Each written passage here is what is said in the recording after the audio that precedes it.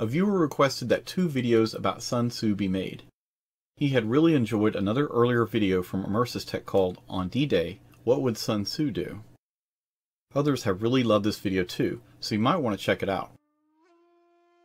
One of the videos that the viewer wanted to see created was, how would Sun Tzu have led an attack on the Soviet Union in Operation Barbarossa? In this video, we will compare the situation against Sun Tzu's maxims and see what actions he might have taken. This is not to say that the Germans did everything wrong in their invasion of the Soviet Union, but to point out where Sun Tzu would have agreed with them, or not, and show a relevant quote. Before the invasion began, from 1939 to 1941, Germany was already using a Sun Tzu tactic, divide your enemies. With the Molotov-Ribbentrop Pact, the Soviet Union was divided against joining the West, namely France and the United Kingdom, while Poland was being swallowed up.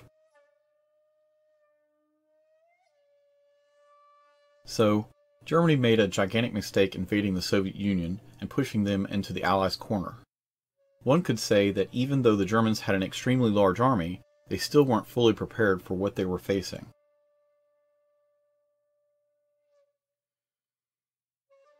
They didn't anticipate the bad seasonal weather, a long-term war of attrition, partisan activity, the bad roads, and the incorrect rail gauge.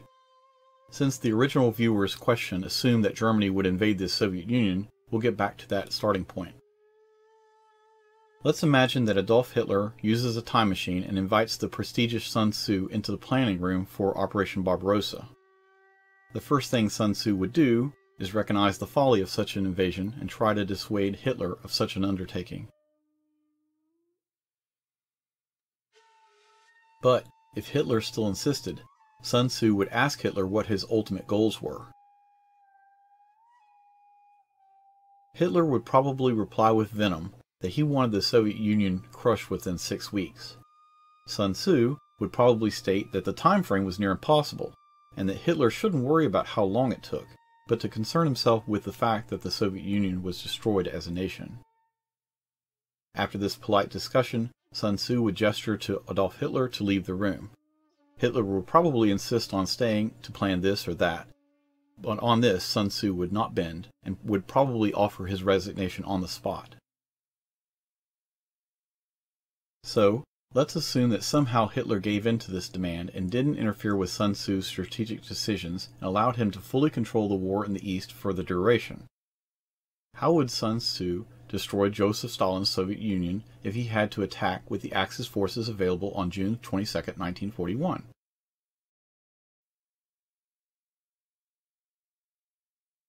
First, the goal would be to destroy Stalin's regime, which was backed by the army.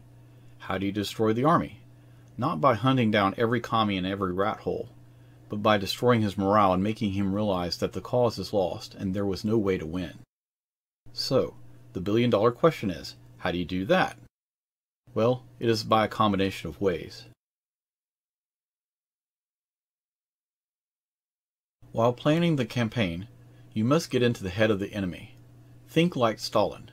What was Stalin most afraid of losing? Support of the army? Moscow? He could lose 5 Leningrads and still be okay. But Moscow was the heart of the Soviet beast. It was a major rail hub that couldn't be lost with no major effect. More than that, it was a symbol of worldwide communism and the Kremlin.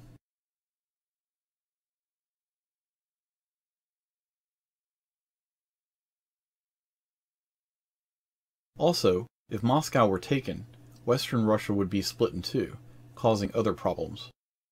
If the Soviet army could lose their capital city, then they could lose anything to Nazi Germany. Stalin and the army would appear weak, and the effect would be devastating on the average Soviet soldier, and his morale would plummet.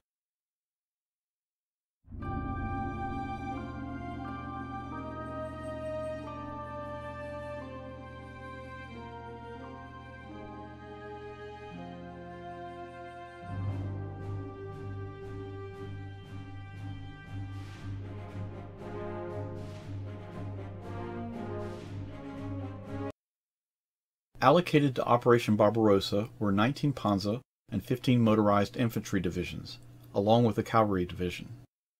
Sun Tzu would see that the regular German infantry wasn't as fast and wasn't as mobile. In order to use the entire army to its full effect, Sun Tzu would have split the German army into two. One group would act as mobile spearheads and the other as the follow-up infantry divisions for occupation and rear area security. Operationally, the Germans did this in the first 2 years of the war in the East. Also, notice that they made the most unbelievable gains in the same short time period. However, Sun Tzu wouldn't have cared as much about taking land as destroying the enemy army's will to resist. Sun Tzu would also do a thorough intelligence assessment of enemy dispositions before the day of attack. Supplies would have been prepared in increased amounts, way beyond what was thought to be needed. An example of this is how much the Allies stockpiled in England before D-Day. So, on June 22, 1941, the infantry with some armor support would break through the weak and isolated Soviet border guard formations. The moment they had their clear path through, then the mobile formations, broken into 3 groups, would launch into the Soviet interior at breakneck speed, not stopping for cities unless they were totally empty of enemy soldiers. The spearheads would leave a token force behind to occupy the gains. The follow-up infantry would occupy the cities when they arrived. Sun Tzu stated that when you attack, you must attack into nothing and avoid your enemy's strength. Why? The whole point is to advance in a surprising direction and quickly. Everything about Sun Tzu was speed. Don't slow down. Keep moving. Don't give the enemy rest. Sun Tzu's primary goal would be to take Moscow, so Army Group Center would have the highest percentage of mobile formations allocated. Army Group North and South would have stop points. Once they reached these areas, they would find the best defensible terrain, rest, resupply, and entrench their positions. Even if there were no enemies in front of them, they wouldn't advance. The Soviets would feel compelled to defend these areas, but since they were so far away from Moscow, they couldn't help with the defense of Moscow in any way.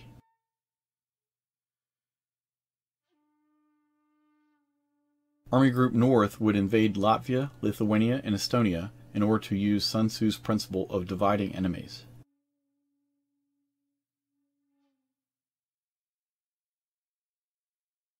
Army Group South would invade the Ukraine on the same principle. He would enlist recruits and make this into a war of liberation for all 4 former Soviet republics.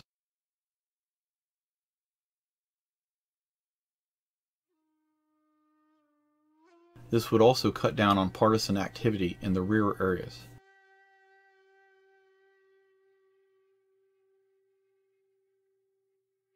Army Group Center would analyze the road approaches to Moscow and attempt to take every road. Deception would be crucial at this point because the German supply lines would be stretched extremely thin and the Soviets would have closer supply bases.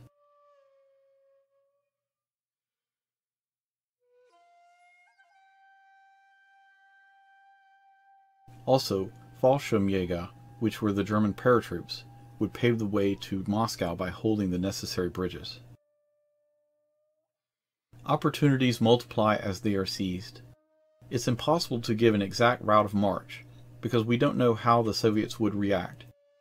Sun Tzu would allow the spearhead commanders to make changes to advances as needed, based on circumstances. One of the most important things was to review the maps and topography, but stay flexible.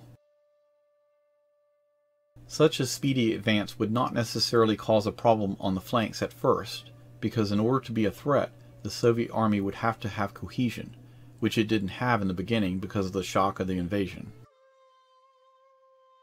Sun Tzu would have had the Germans advance only where it's easy. If the enemy facing them were strong, they would halt and attempt to go around them. Unlike northwestern Europe, the Soviet Union was so vast that neither army could defend everywhere. Also, Sun Tzu wasn't the type to defend everywhere anyway. He was an attacker. He defended through a good offense.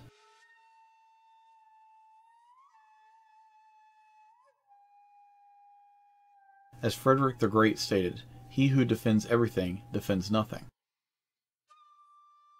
Since the German army's full attention was on capturing Moscow, They would arrive in the fall, perhaps September or October, before the heavy snowfall. Using backhand blows, as mentioned in my other video about Manstein, Sun Tzu would try to draw the enemy into a fight that they will lose, but the enemy feels they must fight. They would surround Moscow and then close in on it as the infantry arrived.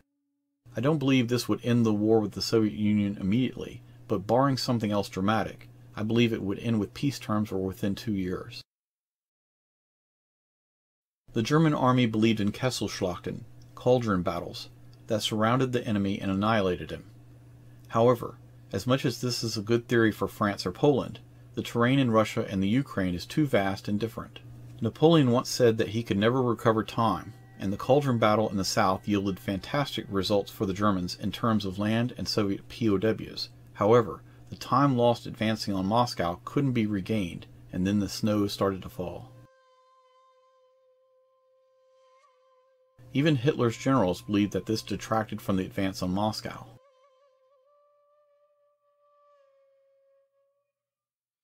The German army certainly had self-confidence based on almost 2 years of war. Some strategists might counter that the spearhead going after Moscow might be vulnerable to a pincer move counterattack.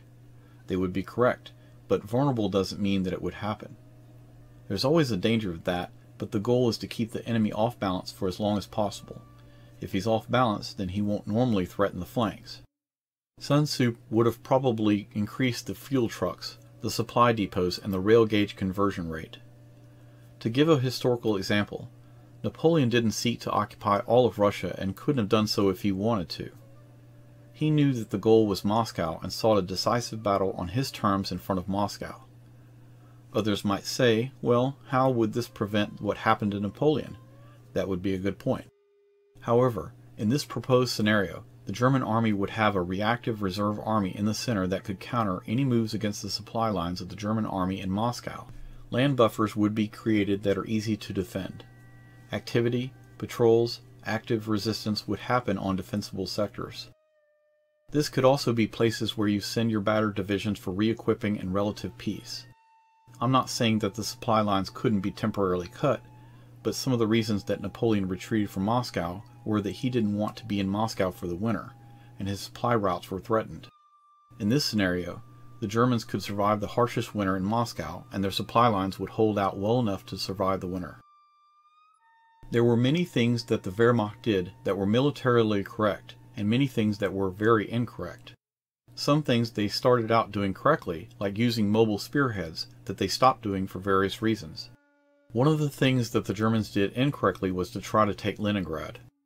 Since the primary goal was Moscow, Leningrad was a sideshow. Even if the Soviets had abandoned the city, it probably wouldn't have been a great idea for the Germans to occupy it for 2 reasons: the civilians and exposure of the defending German troops. This also historically happened when the Soviets pushed back the Germans from around Leningrad in 1944. Their real margin of strength of superiority over the Soviets lay in the areas of training, experience, leadership, and superior staff work. Never again would the Wehrmacht achieve the peak of strength, readiness, and confidence as it had going into battle against an enemy who would prove far more formidable than any it had yet encountered. If the Soviet Union didn't immediately collapse, then the Germans would simply wait until the spring thaw and take over the rest of the country, slowly but surely. Could Stalin leave the capital and continue the fight beyond the Urals? Yes, he could have done that. He might have even held out a few more years. However, long term, it probably would have been a bleak future. By the way, in case you're interested, I have 2 other videos about Sun Tzu. Sun Tzu's quotes, and about the Russian-Japanese War of 1904 to 1905, how Sun Tzu's principle defeated the Russians. It's almost certain that other armchair journals will try to poke holes in the theories in this video, and that's okay. But at least we can say that the theories put forth are at least plausible for conquering the Soviet Union. Please put in the comments section if you agree or disagree, and if you disagree, give a counter-proposal for everyone's contemplation.